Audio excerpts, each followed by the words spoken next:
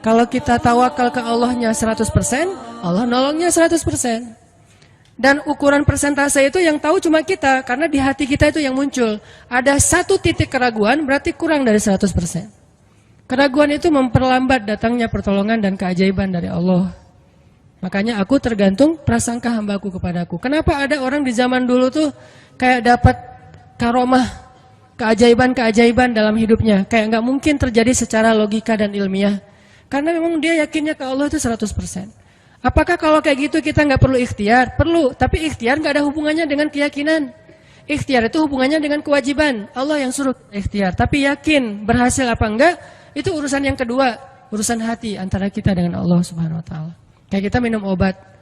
Tentunya kita harus beli obat yang paling bagus, dokter yang paling recommended, yang spesialis. Oke, itu ikhtiar. Tapi kalau sampai hati kita terlibat dengan ikhtiar itu, meyakini bahwa kalau ini pasti sembuh, kalau ini kayaknya nggak ada harapan, soalnya dokter juga nggak ahli, berarti hati kita sudah terpaut dengan makhluk dan berarti sudah berkurang yakinnya kepada Allah. Saat itu kita tidak akan melihat keajaiban. Yang terjadi dalam hidup kita saat itu apa? Hal-hal yang ilmiah. Kenapa kita hanya ngalamin hal-hal yang ilmiah? Karena kita yakinnya kepada hal yang ilmiah. Kenapa ada orang yang ngalamin hal-hal yang sifatnya miracle? Karena dia yakinnya kepada mukjizat. Yakinnya kepada aun atau pertolongan dari Allah Subhanahu Wa Taala. Jadi bukan kita tidak berikhtiar, ini bab a'malul qulub, amal hati. Apakah hati kita yakin nggak sama Allah Subhanahu Wa Taala? Dan Umar mendengar cerita itu semakin yakin sama Allah. Makanya nanti muncul kasus di zaman Umar tuh luar biasa. Ini presiden kalau imannya 100% ke Allah, ada masalah di negaranya tuh dia tinggal bilang ya Allah beres tuh masalah. Jadi di Mesir waktu itu ada musim paceklik sampai sungai Nil tuh hampir habis tuh. Sehingga air sungai Nil nggak mengalir lagi ke ladang-ladang jagung, gandumnya orang-orang Mesir. Dan orang Mesir yang dulunya menyembah anak sapi betina mulai syirik lagi nih. Mulai berpikir, kalau kayak gini mah sama aja. Setelah Islam datang kita tetap aja susah, paceklik. Mending kita doa lagi ke nenek moyang kita, dewa-dewa yang dulu. Gubernur Mesir yang namanya Amr bin As waktu itu ngirim surat kepada Umar ke Madinah. Ya Amirul Mukminin, Mesir sedang diuji oleh Allah dengan kekeringan dan masyarakatnya hampir syirik. Kami mohon bantuan dari pusat, dari Madinah untuk membantu bagaimana mengatasi kekeringan di Mesir. Begitu surat itu sampai ke Umar bin Khattab, Umar menulis balik surat dalam bentuk doa. Bismillahirrahmanirrahim. Ya Allah, turunkanlah hujan untuk masyarakat rakyat Mesir. Dikirim ini surat ke Mesir. Waktu itu ibu katanya masih Alexandria, belum Kairo. Dikirim ke Alexandria, malam itu diambil sama Amr bin As. Pas dibaca oleh Amr bin As, Bismillahirrahmanirrahim. Ya Allah, berikan rakyat Mesir hujan yang mencukupi untuk mereka. Saat itu juga hujan turun. Sampai sungai Nil meluap dan menggenangi ladang-ladang jagung dan gandumnya orang-orang Mesir. Dan mereka bertakbir semuanya. Cuman ngirim surat doang dari Amirul Mukminin. Kan enak ya? Coba kalau kita hidup di zaman Umar. Ya Amirul Mukminin, saya belum dapat jodoh. Ya Allah beri dia jodoh. Beres. Cepet banget loh. Ya Amirul Mukminin, dia nolak saya. Ya Allah terimalah. Terima. Yang kemarin nolak hari ini, kenapa ya saya jadi serak sama dia? Gara-gara doa Amirul Mukminin. Ini artinya teman-teman, keajaiban dari yakin kepada Allah itu luar biasa dari kisah Bapak tadi itu. Kalau kita berbaik sangka kepada Allah. Kenapa nggak ikhtiar? Mungkin sudah ikhtiar, bikin pengairan segala macam tapi belum berhasil. Yang kurang cuma satu, doa. Doa mungkin udah banyak tapi belum diijabah karena doa-doa mereka tidak seajaib doanya Umar bin Khattab. Belum lagi Umar berdiri di atas mimbar. Ini mungkin terkenal nih, kejadian dalam perang Qadisiyah kalau nggak salah. Umar lagi khutbah Jumat di Madinah.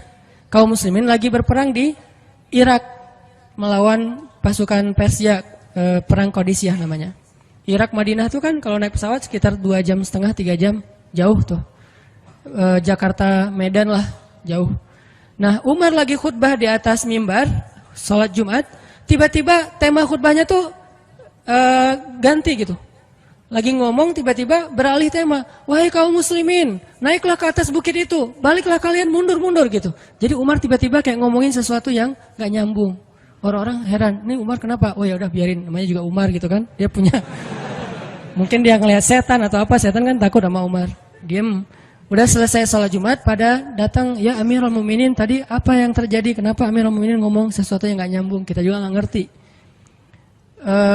Kata Amirul Mukminin, saya ngelihat Allah menampakkan kepada saya pasukan Islam di Qadisiyah yang terdesak, hampir habis dibantai sama musuh. Tapi saya ditunjukkan ke sebuah bukit yang mungkin mudah-mudahan itu jadi benteng untuk mereka berlindung. Saya suruh mereka naik. Orang kan nggak langsung percaya kan? Bener gitu terjadi kayak gitu. Kalau Rasul ngomong, mungkin aku naik ke langit, Isra Mi'raj, oke lah, itu aja masih ada yang mendustakan. Ini Umar yang ngomong, bukan Nabi yang dapat wahyu. Orang nggak langsung percaya. Selang beberapa minggu kemudian, pasukan Qadisiyah pulang. Jadi utusan mereka pulang bawa berita tentang kemenangan perang dalam perang Qadisiyah. Dia cerita, suatu hari di hari Jumat, kami sedang berperang. Kami terdesak, hampir habis dibantai sama musuh. Udah nggak ada jalan untuk berlindung. Tiba-tiba kami mendengar suara Umar. Amirul Mukminin berteriak, wahai kaum muslimin, naiklah ke atas bukit ini supaya kalian terlindungi. Akhirnya kami mundur naik ke atas bukit dan selamat waktu itu. Berarti benar-benar terjadi. Kok bisa? Ya, qadarullah. Ini keajaiban iman mereka. Apakah kita bisa mendapatkan pengalaman-pengalaman kayak gini? Bisa, kalau keimanan kita dengan level yang sama. Kalau nggak selevel yang sama pun, minimal kita nusaddid. Kalau kita tidak bisa sama persis, minimal kita berusaha untuk nuqarib. Berusaha untuk pengalaman kita nanti, walaupun nggak sama persis, mirip-mirip dengan pengalaman mereka. Lagi-lagi, bukan berarti tidak berikhtiar. Ini keajaiban-keajaiban yang terjadi. Dan saya juga baru ngalamin kemarin pas saya di seminggu, nggak kurang dari seminggu yang lalu, saya baru pulang dari laut di Batu Karas. Di sini ada teman saya, Agi. Mana Agi? Nah, ini Agi ya. Ini by the way model model iklan. Ada deh pokoknya iklan jodoh maksudnya. Agi ini anak Batu Karas. Agi boleh diceritain? Agi ini anak Batu Karas. Batu Karas itu Jawa Barat, daerah Pangandaran. Dari Bandung kurang lebih 6 jam perjalanan. Kalau lagi ada ombak saya suka ke sana nonton orang main surfing. Nggak main sih, main dikit-dikit tapi nggak jago. Nonton orang main surfing. Ketemu Agi. Agi nggak tahu tuh ya. 2 hari sebelum saya datang ke Batu Karas, dia sakit, kayak demam gitu. Mungkin habis diputusin kali ya. Dia demam gitu, nggak enak badan, pengen pulang. Biasanya kalau nggak enak badan cuma dia tinggal di Jakarta, paling juga di kos-kosan. Tapi kali ini pengen pulang ke Batu Karas banget. Aduh, kenapa ya pengen pulang ke Basroh Batu Karas gitu ya. Batu Karas kayak Basroh gitu. Pengen ke Batu Karas. Pas dia pulang, hari saya lagi mau main tuh, dia diajak sama temennya, ngojek itu apa? Berenang yuk gitu. Berenang yuk, berenang. Dia ikut, padahal lagi nggak enak badan, tapi pengen berenang. Pas lagi di pantai, saya datang ketemu loh, kayak kenal nih, hitam-hitam ektis gitu. Ternyata ketemu saya, Ustadz Hanan ya, ya kenalan. Ustadz saya tuh ketemu Ustadz kemarin di Meruya pas kajian minggu bulan yang lalu. Cuman karena jamaahnya banyak, saya nggak bisa ketemu Ustadz, nggak bisa salaman. Saya waktu itu membatin. Ya Allah, saya pengen banget ketemu Ustadz Hanan langsung, tapi jangan dalam suasana ta'lim yang ramai, langsung berdua. Mudah-mudahan terkabulkan. Akhirnya Agi banyak istighfar sebulan istighfar. Akhirnya terjadilah yang tadi itu. Dia nggak enak badan. Saya juga tiba-tiba ujuk-ujuk. Kenapa ya saya pengen ke Batu Karas? Kenapa ya pengen ke Batu Karas? Ternyata di sana ada ombak. Kan ada Agi. Ketemu aja di Batu Karas. Itu cara Allah menskenariokan. Dan itu terbukti banget loh. Istighfar. Bukan karena saya orang soleh. Dan kita bisa istighfarin siapa aja. Saya pengen ketemu ini, saya pengen. Dan itu ajaib. Kalau misalnya nggak ketemu pun di dunia, insya Allah ketemu dengan orang soleh itu nanti di akhir. Apa ruginya beristighfar dan berdoa? Nggak ada ruginya kan? Ya Allah, saya pengen banget ketemu dengan, misalnya, sebutlah ulama yang paling kita ngefans di dunia siapa gitu, dengan Imam Sudais. Imam Masjidil Haram. Pengen banget jabat tangan sama Imam Masjidil Haram yang imamin umat Islam seluruh dunia gitu. Tapi kan nggak mungkin.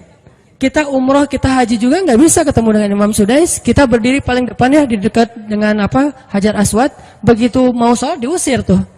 Begitu selesai salam langsung dipagar betis sama askar-askarnya. Susah ketemu beliau tuh, ajaib banget kalau bisa ketemu. Tapi kan nggak ada salahnya beristighfar kan? Astagfirullah, astagfirullah, ya Allah, Sudais, astagfirullah, astagfirullah, Sudais, astagfirullah. Terus aja gitu. Pengen ketemu Sudais. Tiba-tiba bisa aja sudah datang ke Indonesia, ada seminar apa, mungkin bisa ketemu yang paling logisnya. Atau kalaupun nggak ketemu di dunia, tiba-tiba bangkit dari kubur di sebelah kita.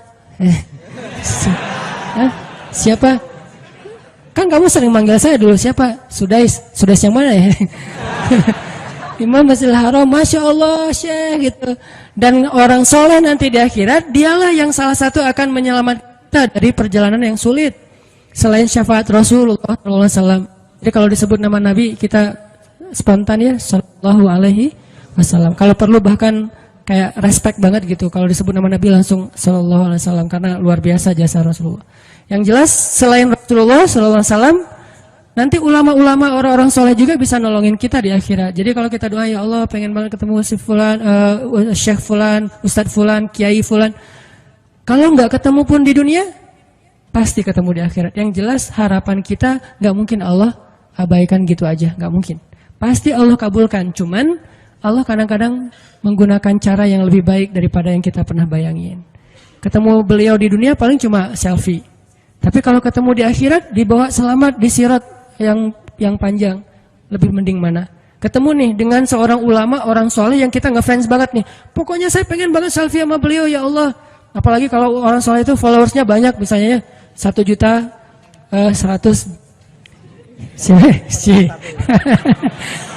Sedikit itu mah, banyak model yang 17 juta, 19 juta. Pengen followersnya nambah kalau selfie sama beliau. Cuma nambah followers. Tapi kalau ketemunya di akhirat, nambah apa? Nambah derajat, naik level. Kita jadi selevel dengan masuk ke level beliau, padahal kita mah malahnya nggak selevel gitu. Kenapa? Karena dibawa sama beliau. Orang soleh itu kalau mau masuk surga, teman-teman nyari teman-teman yang mencintainya di dunia. Ya Allah, mana Fulan, dia mencintai saya di dunia. Ya Allah, mana Fulan, dia mencintai saya di dunia. Allah bilang, dia masih tuh di sidang, belum beres-beres, sudah sidang ke-30 misalnya. Kan sidang di dunia aja satu kasus berpuluh-puluh kali kan. Gimana sidang akhirat, lebih berat lagi tuh. Ya Allah, tolonglah dia, selamatkan dia, karena saya mencintainya selama di dunia karena engkau. Akhirnya orang-orang soleh pada balik lagi. Dari surga, balik lagi ke padang mahsyar. Demi ngapain? Demi menyelamatkan orang-orang yang mencintai mereka semasa di dunia. Datang ke padang mahsyar, cari ke bagian informasi. Tolong dong yang namanya ini gitu, panggilin. Perhatian-perhatian, Hanan At-Taqi dipanggil sama Syekh siapa gitu. Saya dipanggil, datang aja. Mas, saya yang dipanggil, benar Hanan At-Taqi? Ya, mana coba buktinya? Aduh, saya lupa bawa kartu nama. Satu KTP misalnya. Udah pasti tahu lah ya malaikat sama kita. Udah masuk aja. Tuh ada yang nungguin di business lounge gitu. Jadi ada VIP lounge-nya gitu kan. Oh, saya boleh masuk VIP lounge-nya, masuk ke VIP lounge. Udah sampai di sana udah ada makanan segala macam, mereka lagi duduk. Kayak asa kenal nih, siapa ya? Dekat Hanan ya? Ya, wah kita sering ketemu dalam doa. Wah, akhirnya pelukan. Ada apa, Syekh? Yuk ikut saya ke surga, kan enak banget kan? Terus sidang saya gimana? Udah beres, diberesin sama teman-teman saya di sana. Saya banyak teman di dalam gitu. Saya banyak. Beres kan? Di dunia aja bisa gitu, masa di akhirat nggak bisa? Tapi dengan seizin Allah dan Allah ridho dengan kebaikan-kebaikan itu. Jadi nggak ada sia-sianya juga. Kita kan dulu saya pernah cerita yang Imam Ahmad bin Hambal kan yang pengen banget ke Basrah, dan itu ternyata terjadi juga sama Agi. Dan terjadi juga sama salah seorang driver ojek online di Bandung.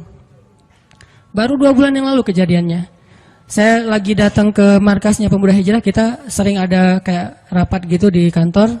Markas kita namanya Masjid Al-Latif di dekat Gedung Sate. Datang dari pagi rapat sampai sore. Dan saya pakai baju main biasa, bukan pakai baju taklim. Sebetulnya sama aja sih.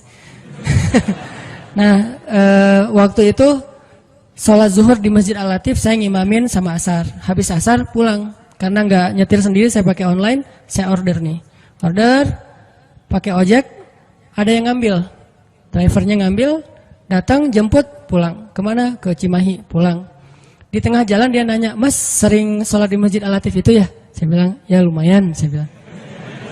Ya itu masjid rame banget, anak-anak muda pada numplak di situ taklim. Siapa sih itu, ada imam muda, bagus suaranya gitu. Ntar, jangan GR dulu. Muzammil, oh iya Muzammil, ya bagus tuh. Tadi udah GR, ternyata salah nih. Oh Muzamil, benar-benar Muzamil tuh suaranya bagus banget ya, anak ITB kan? Ya anak ITB ya. Kalau Mas di situ sering ngimamin juga?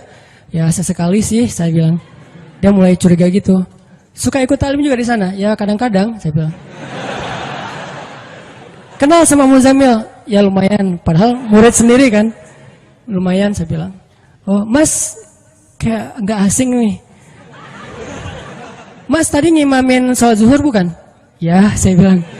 Mulai curiga kan dia. Mas namanya siapa sih Mas? Hanan saya bilang. Hanan? Hanan yang mana nih? Ya.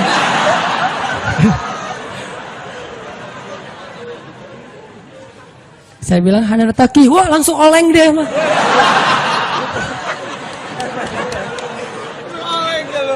Oh, Mas biasa aja Mas biasa aja gitu. Ini benar Ustaz Hanan Taki, benar. Masya Allah, ya Allah, udah gitu kayak terharu gitu, heboh, semua orang pada ngelihat lampu merah lah gitu ya, pada ngelihat semuanya. Saya langsung pakai masker, gitu. Ustadz tahu nggak Ustadz, saya sebulan ini istighfar terus habis dengerin cerita Imam Ahmad bin Hambal yang ke Basrah, saya istighfar, ya Allah pengen banget ketemu Ustadz Hanan, tapi jangan ditaklim berdua, jadi bisa curhat-curhatan gitu. Ternyata Allah bikin skenario, saya order ojek online, dia ngambil, jadi ngobrol di jalan sampai ke rumah, akhirnya bertamu nggak pulang-pulang. Wah ini luar biasa cara Allah. Dan wallahi teman-teman, dan itu terjadi. Jadi udah 2 kasus nih yang saya alamin ya. Satu Agi, satu lagi yang ojek online tadi, dan dua-duanya hajatnya sebulan Allah kabulkan. Jadi kalau ketemu saya aja sebulan gampang, masa ketemu jodoh bertahun-tahun gak dapat ya? Gimana nih? Istighfarnya gimana nih? Nih terutama buat cewek-cewek nih, kalau cewek-cewek kan gak bisa nyari, masa cewek kepo gitu kan gak mungkin, pura-pura follow, nge-like, kok dia nge-like terus yang first like lah gitu, gak mungkin kan, cewek kan agak-agak jaim, ya udah istighfar aja deh, banyak-banyak istighfar. Tiba-tiba ada yang kesandung jatuh di depan cewek, HP-nya jatuh, dia pergi, HP-nya nomornya, nggak penting sih ceritanya, pokoknya ada. Ada jalan dari Allah yang kita nggak ngerti nih, yang jelas bisa. Kita tinggal yakin aja sama Allah, istighfar, Allah yang kasih jalan. Walladzina jahadu fina lanahdiyannahum subulana. Pokoknya kalau kalian bersungguh-sungguh kata Allah di jalan kami, udah kami kasih jalan-jalan keluar yang subul, jamak dari sabil, banyak banget jalan keluar di sisi Allah.